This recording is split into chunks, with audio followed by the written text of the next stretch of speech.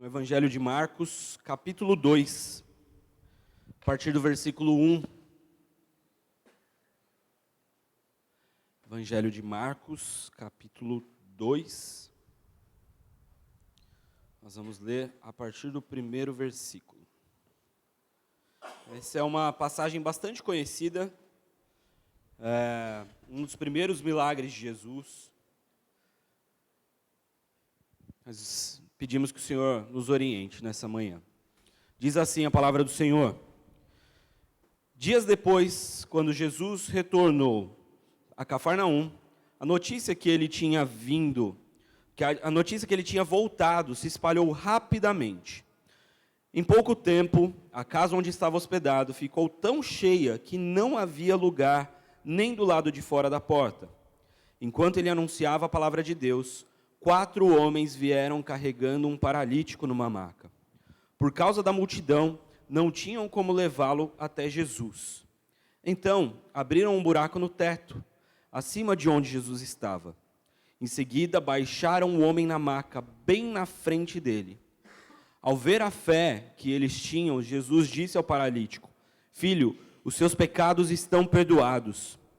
Alguns dos mestres da lei que estavam ali sentados pensaram: o que ele está dizendo? Isso é blasfêmia. Somente Deus pode perdoar pecados. Jesus logo percebeu o que eles estavam pensando e perguntou: por que vocês questionam essas coisas em seu coração? O que é mais fácil dizer ao paralítico? Seus pecados estão perdoados? Ou levanta-se, pegue a sua maca e ande? Mas eu lhes mostrarei que o Filho do Homem tem autoridade na terra para perdoar pecados. Então disse ao paralítico: levante-se, pegue a sua maca e vá para casa. O homem se levantou de um salto, pegou a sua maca e saiu andando diante de todos. A multidão ficou admirada e louvava a Deus, exclamando: nunca vimos nada igual. Essa é a palavra do Senhor. Vamos orar mais uma vez. Pai querido, te agradecemos pelo que o Senhor tem feito na nossa igreja, pelo que o Senhor tem feito na nossa comunidade de fé. Te agradecemos, Senhor Jesus, pelo maravilhoso culto de ontem, de batismos. Te agradecemos pelo que o Senhor já tem feito até aqui neste momento. E pedimos que o Teu Espírito Santo, que tem conduzido essa igreja, esteja agora conduzindo, Senhor, as minhas palavras, a minha mente e o meu coração, para que nada seja dito além daquilo que o Senhor desejar, Pai. Que diante da Tua palavra nós sejamos, Senhor Jesus, transformados conforme o Teu caráter, Senhor. Que nós estejamos preparados, Senhor, para receber a Tua palavra, sermos confrontados e confortados da maneira que o Senhor desejar. Essa é a nossa oração nessa manhã, em nome de Jesus. Amém. Esse texto, bastante conhecido, ele é muito rico e ele traz muitas opções para a gente, ele traz muitas possibilidades da gente trabalhar o texto. A gente pode falar a respeito do ponto de vista do paralítico, que é o mais óbvio quando a gente chega diante desse texto. A gente pode falar do ponto de vista dos fariseus e mestres da lei, aqui nesse caso mais os mestres da lei do que os fariseus. A gente pode falar do ponto de vista da multidão, do ponto de vista de Jesus. Mas hoje eu escolhi falar do ponto de vista desses 4 amigos. Tem um grupo de humor aí conhecido, chamado 4 Amigos. Tenho para te dizer que esses 4 amigos aqui, se você olhar para eles, eles vão acrescentar muito mais na sua vida do que os 4 amigos lá do humor, do stand-up. É muito interessante a gente pensar que, na verdade, nós temos aqui um quinteto muito diferente. Nós temos um paralítico, que aparece logo de cara no começo da história. Uma pessoa que tem limitações físicas, alguém que usando o português mais correto, mais atual, um deficiente físico, provavelmente um paraplégico. Ser um deficiente físico, judeu, em Jerusalém ou nas províncias da Judéia, em Cafarnaum, não era uma coisa nem um pouco fácil. Além da óbvia limitação e das dificuldades que uma limitação e uma baixa mobilidade trazem, De acordo com as leis do Antigo Testamento, de Levítico, para a religião judaica, lembrando que as leis do Antigo Testamento, do Levítico, elas foram dadas no momento ali, no contexto do deserto, onde existia toda uma condição em que as pessoas estavam. Elas estavam itinerantes, não existiam casas fixas, elas moravam em tendas. E aqui a gente está falando de basicamente quase 4.000 anos depois do que a lei foi dada. Mas a lei era interpretada ao pé da letra pelos líderes da religião judaica. E a lei dizia que uma pessoa que tinha defeitos, é assim que a lei se expressava, uma pessoa que tinha limitações, que não tinha a perfeição do seu corpo, ela era considerada impura cerimonialmente. Ou seja, aquela pessoa ela estava distante, ela precisava ser retirada, ela precisava ser isolada da comunidade, ela precisava ser isolada do acampamento, e ela precisava ficar dias até que a sua condição estivesse recuperada, até que ele estivesse recuperado, ele pudesse voltar para a comunidade, ser considerado cerimonialmente puro, e aí sim poder ir ao tabernáculo, oferecer os seus sacrifícios, pedir perdão dos seus pecados, porque se você se lembra bem, o perdão de pecados vinha através de todo o processo ali de sacrifício, de oferecer o cordeiro, a pombinha, enfim, o animal que fosse como sacrifício para a expiação daquele pecado. E aquele homem, ele era limitado, ele era isolado, ele era retirado da comunhão, porque não adiantava ele ficar 7 dias isolado da comunidade, não adiantava ele ficar 1 mês, ele estava, pelo que o Marcos dá a entender, a gente vai falar mais sobre isso mais para frente, mas ele estava há anos com aquela condição, e não tinha perspectiva nenhuma de ser alguém que voltasse a ter. Como que você vai voltar a andar? Então ele estava totalmente sentenciado com aquela condição de alguém que era impuro diante da religião, de alguém que deveria ser isolado dos outros, de alguém que não tinha nenhum tipo de esperança, alguém que não tinha nenhum tipo de certeza, de motivação dentro do seu coração, porque a sociedade, a religião o colocava naquela condição e ele provavelmente iria morrer naquela condição. Além disso, se você se lembra de outras passagens, nós vemos que a lei colocava uma carga ainda superior sobre aquilo, porque para o judeu da época de Jesus, uma condição de pecado, que é uma condição perpétua, que é uma condição da qual ele não conseguiria se livrar, aquilo era considerado como uma punição divina por algum pecado.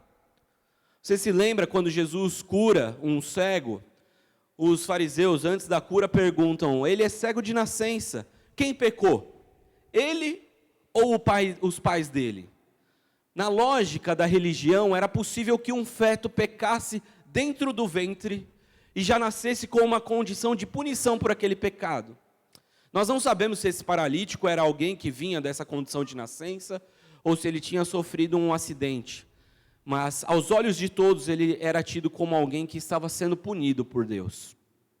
Alguém que não tinha nenhum tipo de esperança. E é comum nos evangelhos a gente ver que essas pessoas, nessas condições, elas não tinham muito a quem recorrer. Então aqui a gente já tem uma coisa que salta aos olhos, porque esse paralítico ele tinha pessoas que eram por ele tinha pessoas que estavam com ele, que o amavam. Se você se lembrar de uma condição de um outro paralítico, lá no tanque de Betesda, quando Jesus vai conversar com aquele homem, ele diz, não tem ninguém para me jogar no tanque. A minha família não veio, eu estou aqui há 30 anos nessa condição, eu não tive familiares, eu não tive amigos. O que acontece é que quando as águas, naquela crença de que se ele fosse ao poço, quando as águas fossem mexidas, ele seria curado. Quando as águas eram mexidas, outras pessoas iam e passavam por cima dele, e ele falou, ninguém é por mim. A condição desse paralítico é uma condição diferenciada, porque tem pelo menos 4 pessoas que decidiram vencer o preconceito religioso.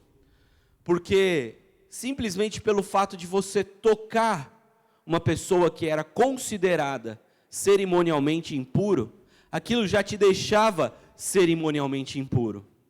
Então, pelo simples fato de eu conviver, de eu tocar, de eu estar perto daquela pessoa que está naquela condição, aquilo me deixava também distante da religião, distante da condição de ir ao templo, já agora nos tempos de Jesus, distante da condição de pedir expiação dos meus pecados.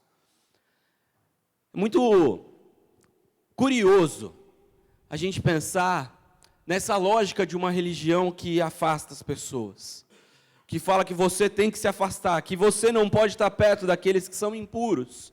Mas aqueles 4 amigos decidiram passar por cima desse preconceito religioso.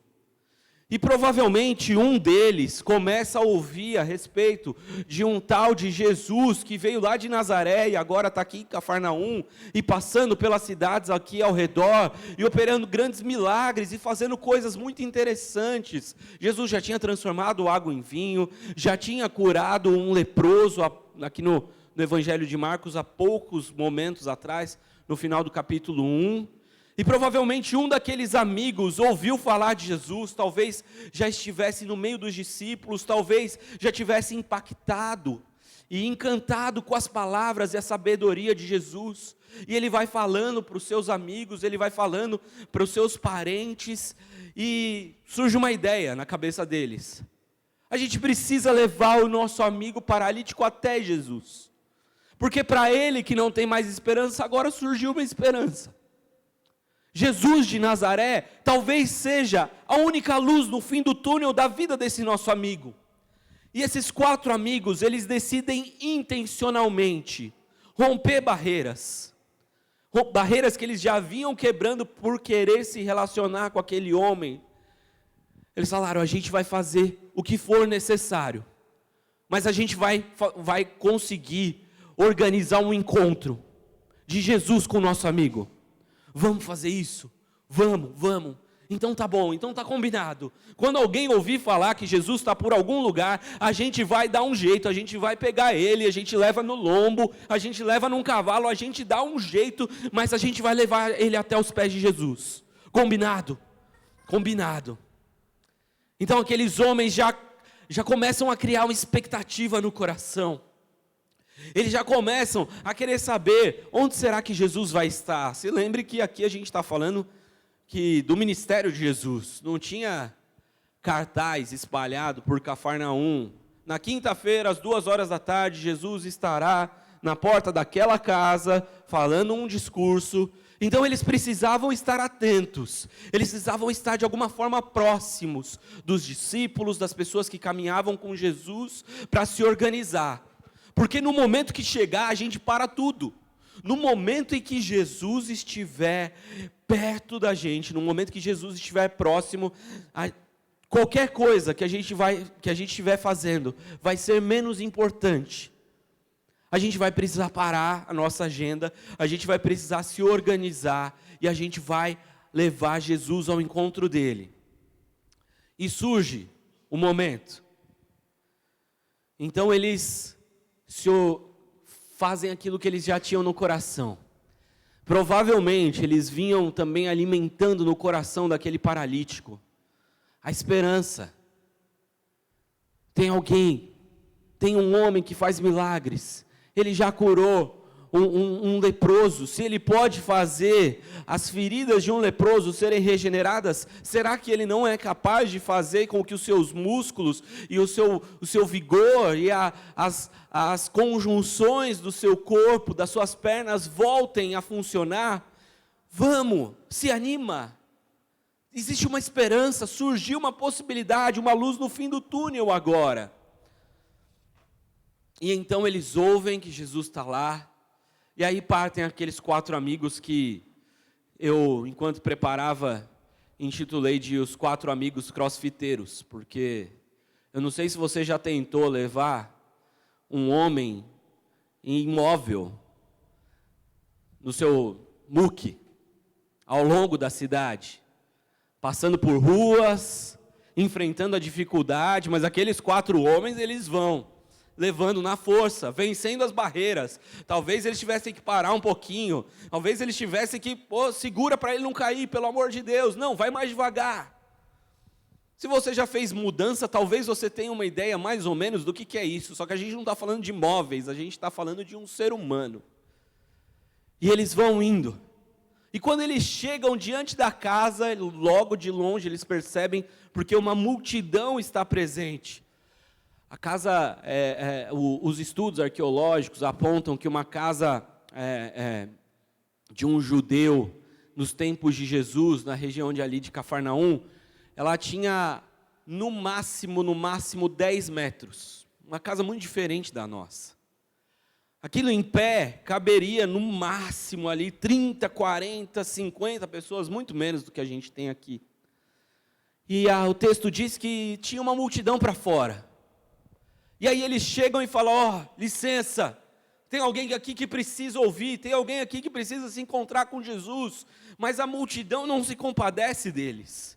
A multidão é um dos grandes empecilhos que eles vão enfrentar. E sabe, quando você já enfrentou um monte de dificuldade, você já passou por um monte de dificuldade na vida, e quando parece que você vai alcançar aquilo que você deseja, aquilo que você sonha, parece que surge algo na sua frente que é intransponível.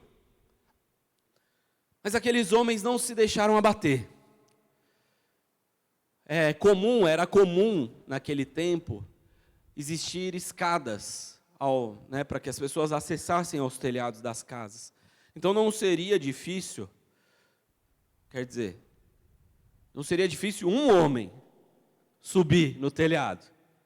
Agora 4 amigos, por isso que eles eram crossfiteiros. Não tem como. Como que você vai subir? Os 4, imagina aquela cena, vai você primeiro, segura lá, aí a gente empurra, pega aqui a perna dele, pelo amor de Deus, vai. Vamos! Eu imagino que eles tenham levado ali pelo menos uns 40 minutos, 1 hora, tentando levar aquele homem até o telhado.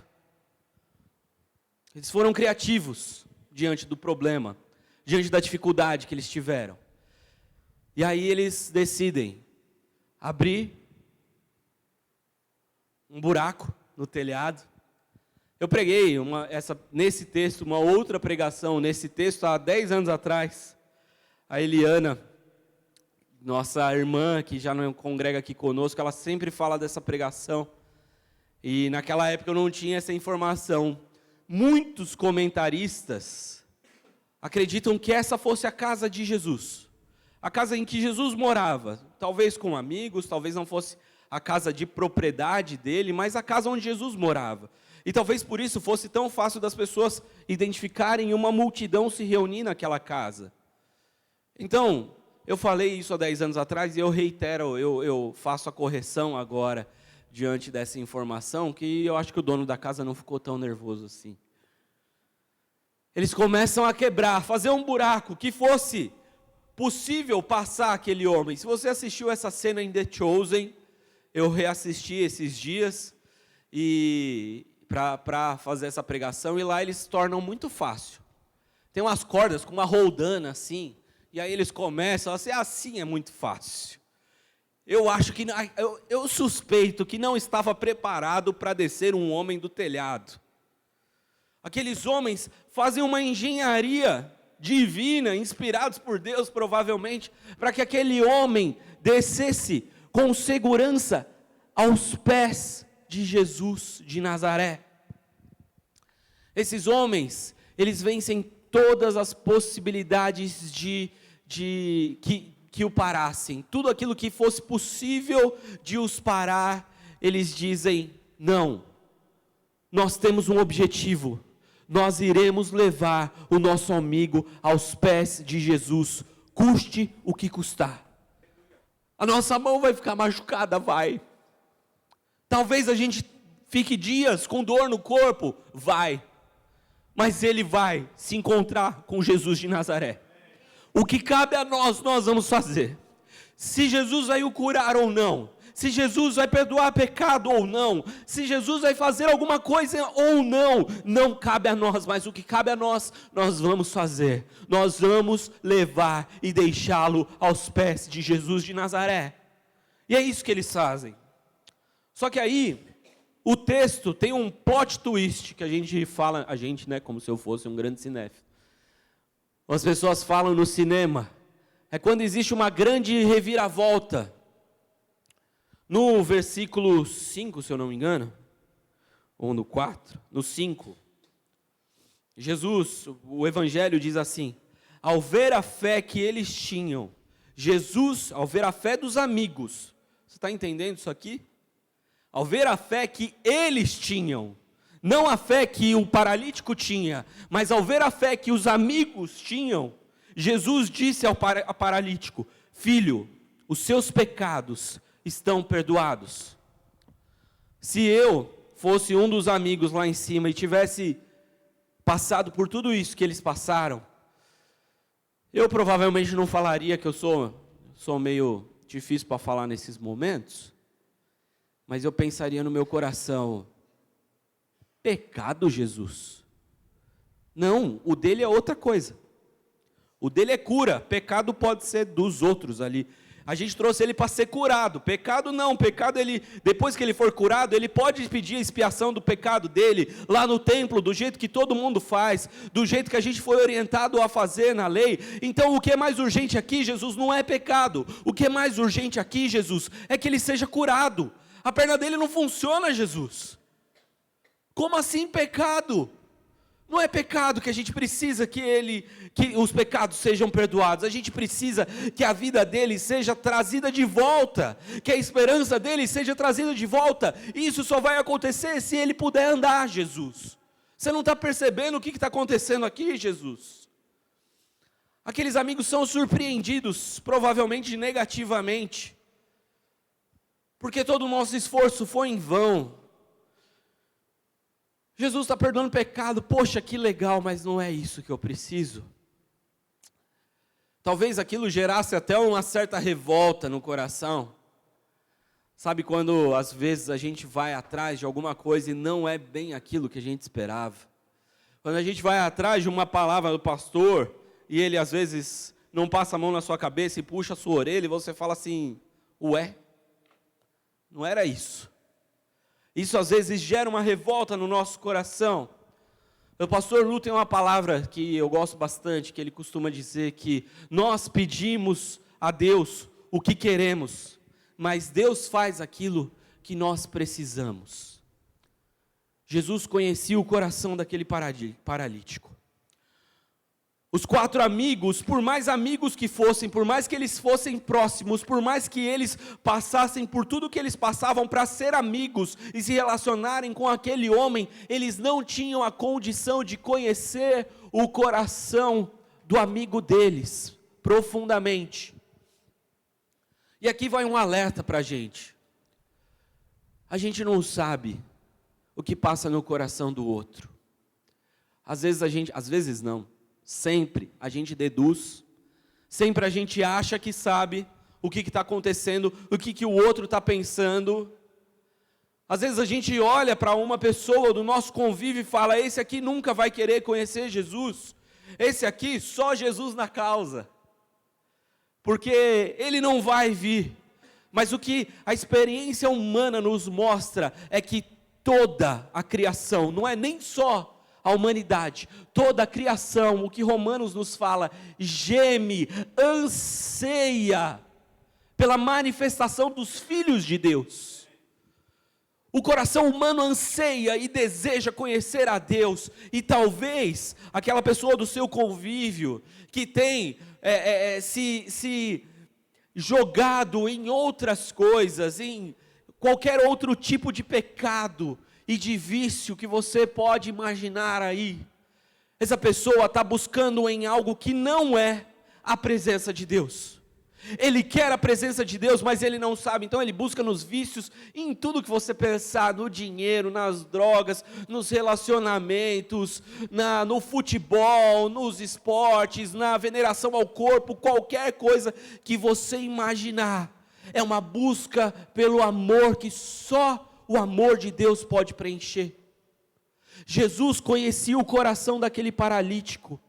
Os 4 amigos, por mais próximos que fossem, não conheciam o profundo e íntimo do coração daquele homem. Aquele homem provavelmente durante anos se perguntou: Senhor, por que o Senhor me odeia? Deus de Israel, o Deus Todo-Poderoso, por que eu estou nessa condição? Por que eu fui acometido nessa condição? Provavelmente eu seja mesmo um pecador e tenha pecado no ventre de minha mãe, ou eu tenha cometido algum pecado para ser dessa forma, para estar condicionado dessa maneira. Aquele homem provavelmente pecou muito contra o que fizeram. Desculpa. Pelo que fizeram com ele, as reações que ele teve por todo o preconceito que ele recebeu, a forma como ele reagiu, de acordo com toda a indiferença, o isolamento que ele recebeu.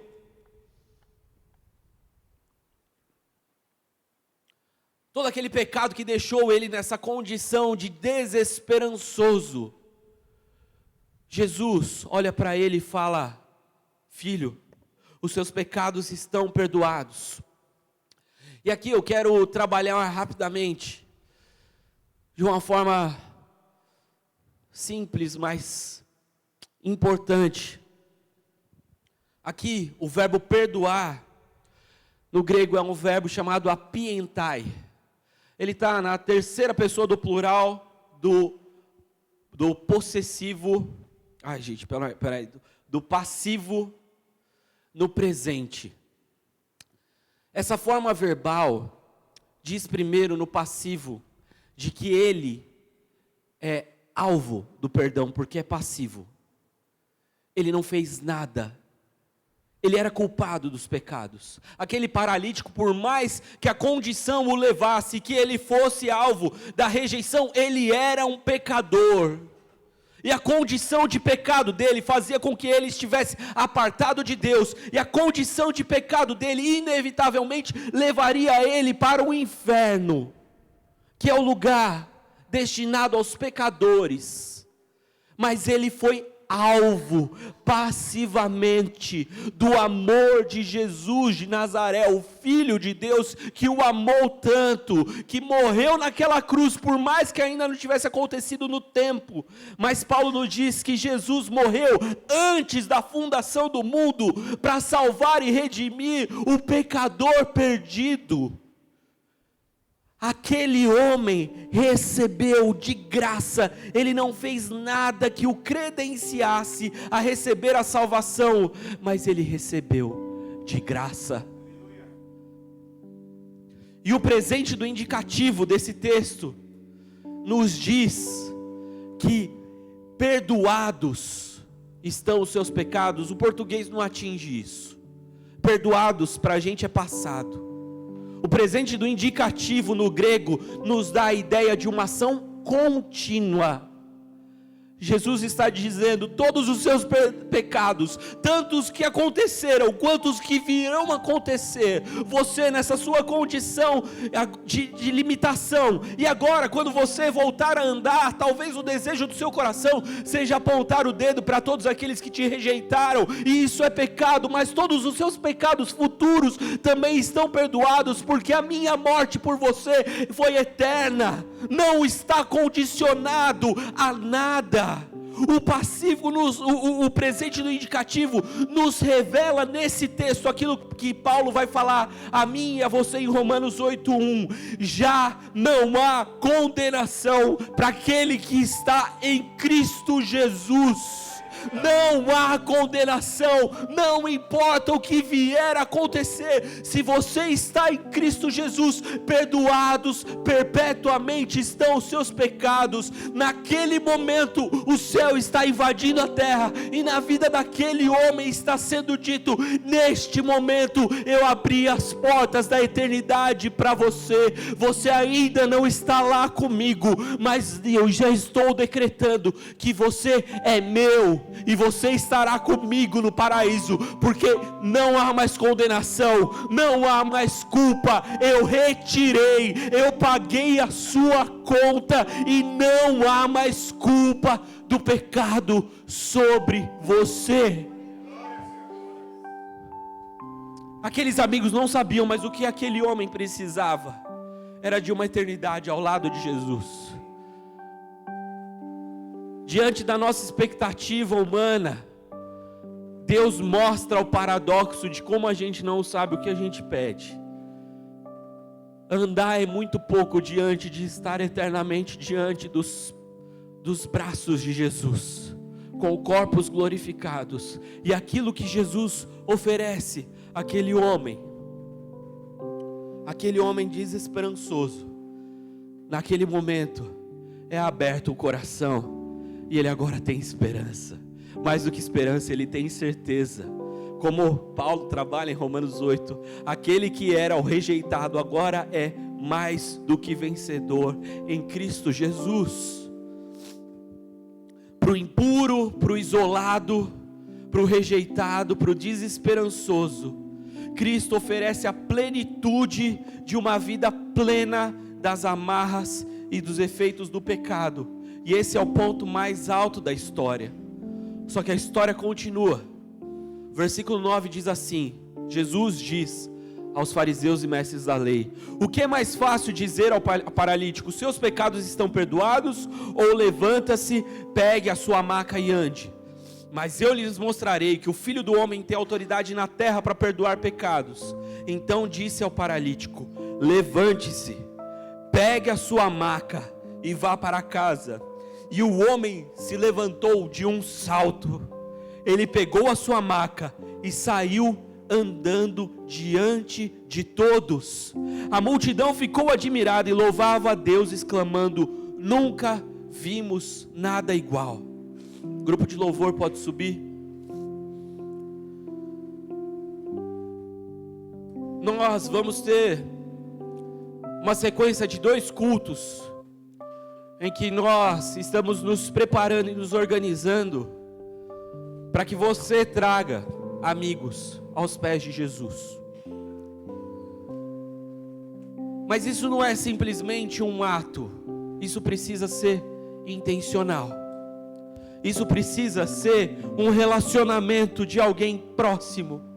Se você quer ser como esses 4 amigos, é necessário que você assuma a condição de vencer os preconceitos, de vencer preconceitos que te afastam das pessoas. É necessário que você seja intencional em se relacionar com as pessoas, intencional na vontade de levar as pessoas aos pés de Jesus. O problema hoje é que homens e mulheres precisam desesperadamente estar diante de Jesus de Nazaré, e eu e você que já estamos nessa condição, precisamos que o nosso coração arda em direção e em favor deles. Em direção e em favor deles, porque a única esperança que tem para o homem que está caminhando rapidamente para o inferno é um encontro real nos pés de Jesus de Nazaré. É necessário que você seja intencional, que você não perca as oportunidades, que você seja criativo, e que a razão da sua vida seja olhar para os seus familiares, para os seus amigos e falar: eu vou levar aos pés de Jesus. O que Jesus vai fazer não é problema meu, mas o que cabe a mim, eu farei. Eu vou levar as pessoas aos pés de Jesus. A agenda daqueles homens parou para que eles pudessem fazer aquilo. É necessário que a gente dedique tempo das nossas agendas insanas, que a gente coloque no nosso dia a dia os relacionamentos intencionais para que pessoas conheçam o poder de Jesus. É necessário que a gente suporte e vença as barreiras que vão surgir, porque a multidão vai estar na porta, dificuldades vão acontecer, vai ter um teto para subir. Mas o final da história é que aqueles 4 amigos que foram cheios de peso, que foram carregando um fardo pesado, eles voltaram leves, sorrindo, porque o amigo deles levou a maca na mão de volta. Aquele homem que estava condicionado àquela maca, volta com a maca na mão, com seus 4 amigos, comemorando, vibrando, provavelmente fazendo uma grande festa pelas ruas de Cafarnaum, porque Jesus entrou na vida dele. Aqueles homens ouviram da boca do próprio Jesus que a fé deles havia sido decisiva na salvação daquele homem. Você quer um galardão maior do que esse?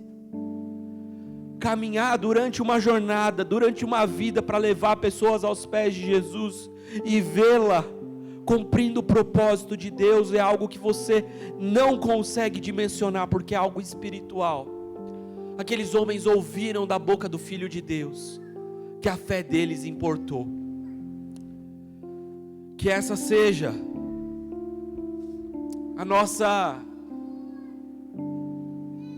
o nosso desejo, que acima do que o desejo de guardar dinheiro, de ter férias, de uma carreira incrível, de relacionamentos maravilhosos, de filhos modelos, que para além das nossas coisas, que tem a sua importância, mas que para além disso o nosso coração queime, para que a graça que nos alcançou alcance a outros, para que a nossa vida seja uma vida de dedicação, como foi a vida de Cristo Jesus de Nazaré, para que nós sejamos cidadãos do reino que povoam o reino dos céus. Se você quiser, abaixa a sua cabeça, para nós orarmos. Senhor Jesus, muito obrigado, Pai, por essa manhã. Muito obrigado, Senhor, porque nós fomos alvos dessa graça, porque nós conhecemos e reconhecemos esse amor, porque nós fomos alvos desse perdoar de pecados maravilhoso, Pai. E agora, Senhor Jesus, nós pedimos que o Senhor nos impulsione à ação, que o Senhor, Pai, coloque em nós, ou que o Senhor desperte novamente, que o Senhor reavive em nós o desejo de falar, Senhor, independente da nossa idade, independente da nossa condição, independente do nosso estudo, independente daquilo que nós achamos que são empecilhos na nossa mente, Senhor, que a realidade desses 4 amigos nos mostre que o Senhor quer usar a nós para povoar o reino dos céus, Senhor Jesus.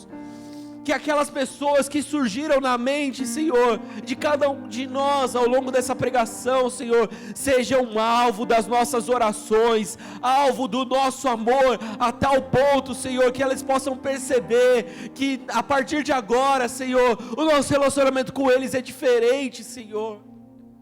Não que a gente quer e colocar Jesus goela abaixo, mas que nós sejamos inteligentes, criativos, Senhor, para apresentar o Jesus de amor, o Jesus que cuida, o Jesus que abraça, o Jesus que cura e o Jesus que salva, Senhor. Olha para o nosso coração, Senhor, muda aquilo que precisa ser mudado, Pai.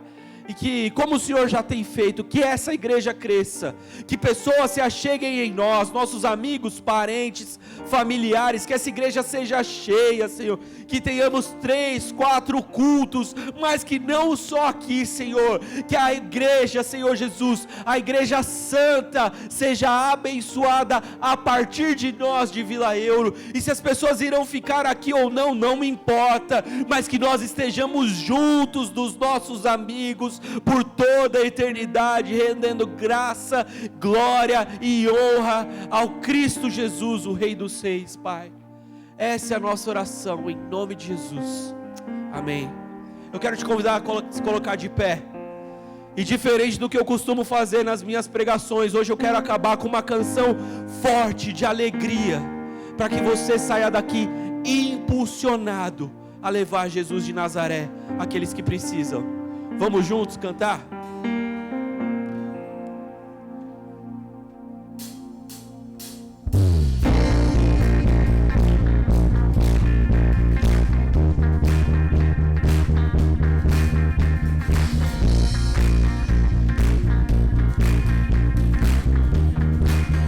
Vamos juntos dizer isso? Tua graça me alcançou, pra ti quero viver, compartilhar do teu grande amor. Que podemos ser na vida de alguém, depende tão somente de nós. Você é um dos 4 amigos. Se eu não for, quem irá? Se eu não estender as mãos, quem o fará?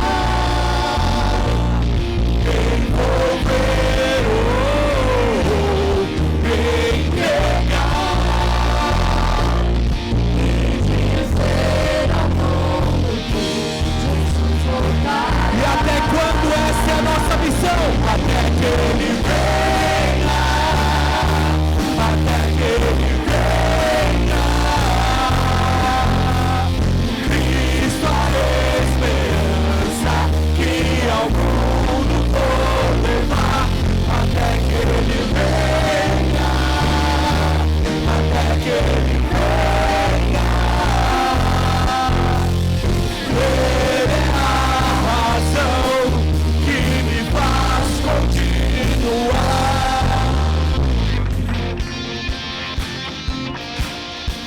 A graça me alcançou, pra ti quero viver, compartilhar do meu grande amor. O que podemos ser na vida de alguém, depende tão somente de nós. Se eu não for, quem irá? Se eu não estender as mãos, quem o fará? Envolver, entregar e dizer ao mundo que Jesus voltará. Até que Ele venha, até que Ele venha. Cristo, a esperança que ao mundo for levar, até que Ele venha, Senhor.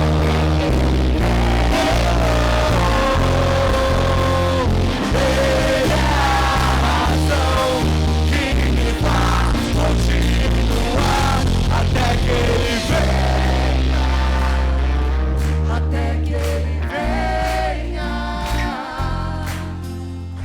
Cristo, a esperança que ao mundo for levar, até que Ele venha. Somente Ele é a razão que nos faz continuar, até que Ele venha, até que Ele venha. Cristo, a esperança que ao mundo for levar, até que Ele venha, Senhor, até que Ele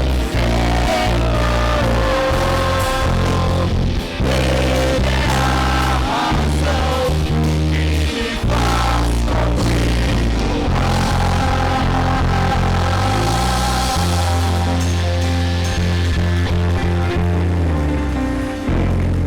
Senhor, essas são as palmas de uma igreja imperfeita, Senhor. Uma igreja pecadora, mas uma igreja que se coloca diante dos teus pés para dizer: envia-nos a nós, Senhor Jesus. Que nós sejamos os discípulos que vão, Senhor, pelo caminho, por Jerusalém, por Judeia, pela Samaria e até os confins do mundo, falando a respeito do amor que nos alcançou, Senhor. nos impulsiona, Senhor, nos dê fome e sede de justiça, a justiça que vem do alto, Senhor Jesus. Nos dê fome, sede, desejo de ver pecadores redimidos aos pés da cruz, Senhor.